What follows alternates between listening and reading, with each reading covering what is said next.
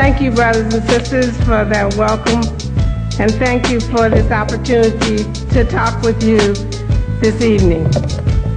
I thought a great deal about what's happening to our children in public schools. Now, most of the time when I come over here, that's what I talk to you about, because that's really where my life is centered. But it occurred to me that Alton's been in this struggle, and I'm very concerned about how we're progressing in it. So I thought a lot about it, sisters and brothers, and titled what I want to share with you tonight called Black People Still Don't Get It.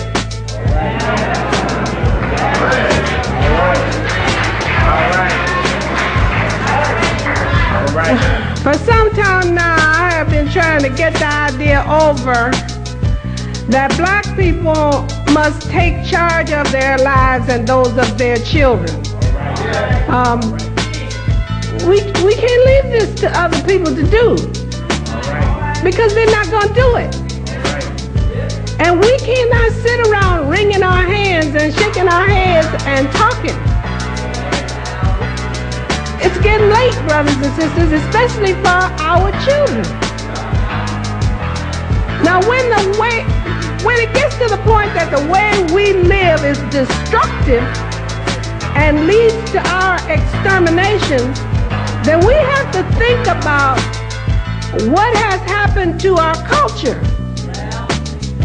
And we need to take a long, serious look at our condition now.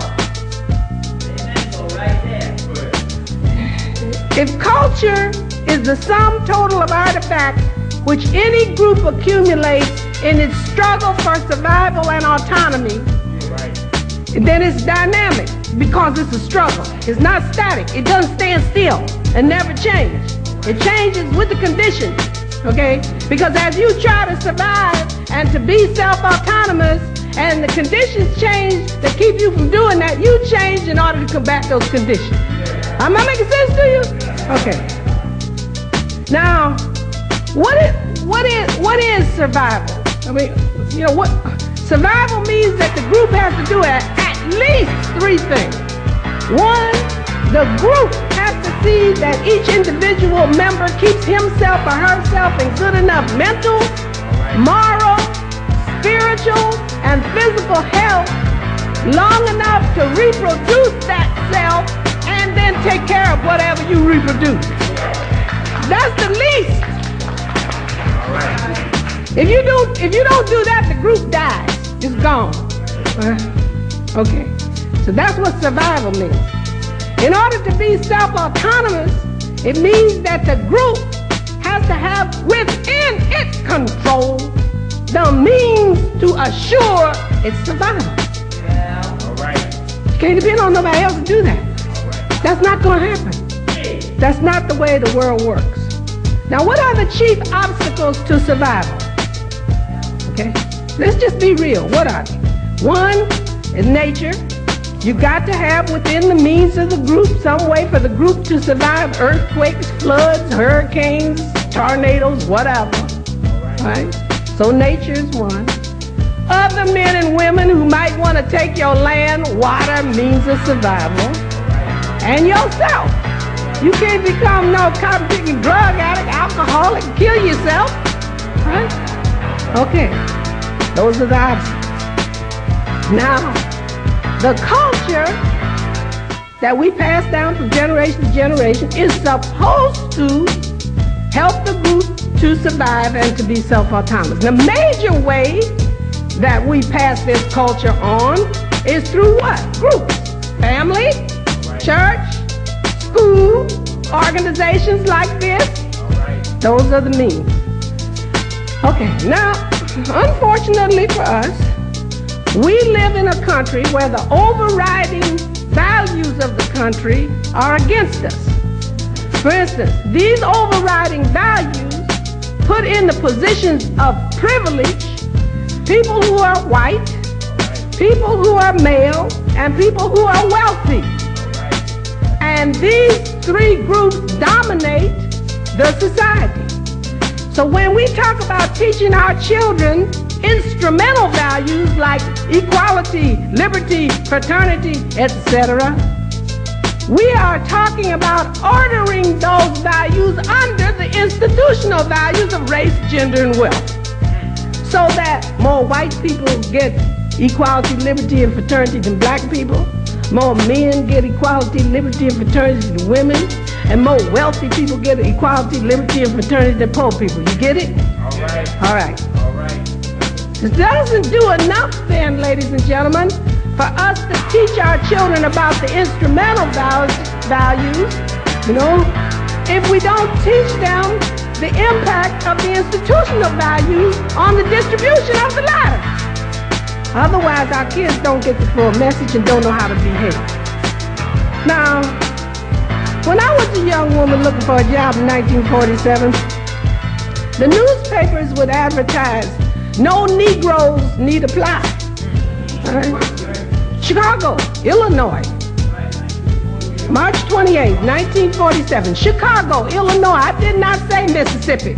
All right. North, I was up north. All right. Right. So, what did that say? That says that on March 28, 1947, when I was looking for my first job, affirmative action was for white people. Now, just because we didn't call it that then, ladies and gentlemen, doesn't mean it wasn't. And now that it's our turn to have affirmative action, it's suddenly no turns. No turns. It's always our turn, right? It's always white people's turn for affirmative action. Nobody else gets a turn. So much for taking turns. But isn't that what we teach for 2 weeks in kindergarten? Oh, the teacher tells you, your child has to learn to take a turn. We teach him to take a turn in kindergarten, take a turn in first grade, take a turn in second grade, wait your turn in third grade, don't fight in fourth grade, stay in line in fifth grade.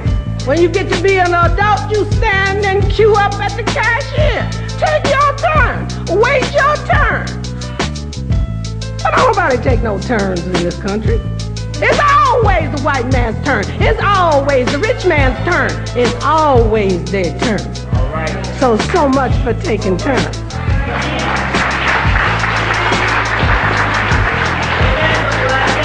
In 1954, the U.S. Supreme Court overturned Plessy versus Ferguson, which legalized Jim Crow. And the overt racism that we knew as Jim Crow was forbidden. And most Negroes, now calling themselves black, thought the problem was solved. Black folks just didn't get it. We just didn't get it. We thought that the problem was segregation. But segregation was a symbol of the problem. The problem was this institutional value system of race, gender, and wealth. That's the problem. And ladies and gentlemen, it still is. The United States is not a democracy yet. It's trying to be. You know, trying to be. And I always tell my students when they say, I'm trying to do it, Miss Sizemore, I say, come here. And I say, I'm trying to hit you. I'm trying to hit you. Right? I'm trying to hit you.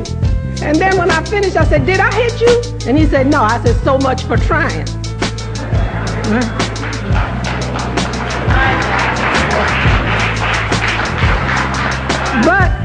But the United States is a capitalist country.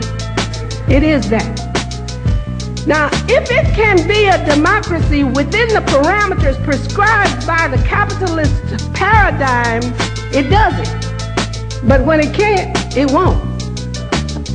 The basic premise of capitalism is to make a profit by any means necessary. And the unit of measure is the United States dollar.